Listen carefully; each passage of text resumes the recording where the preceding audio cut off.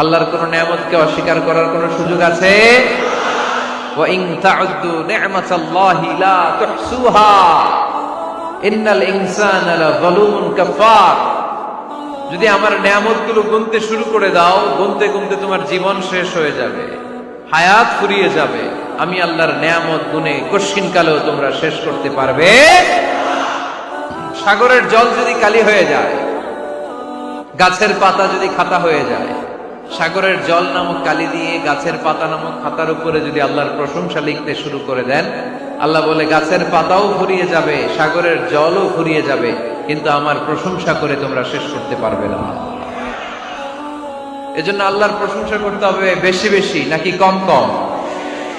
কম কম না বেশি বেশি? ফাবিআইয়ি আলাኢ রাব্বিকুমা তুকাযযিবান। আমার কোন নিয়ামতকে তোরা অস্বীকার করবি বল? ও ম্যানকাইন্ড এন্ড জিনকাইন্ড,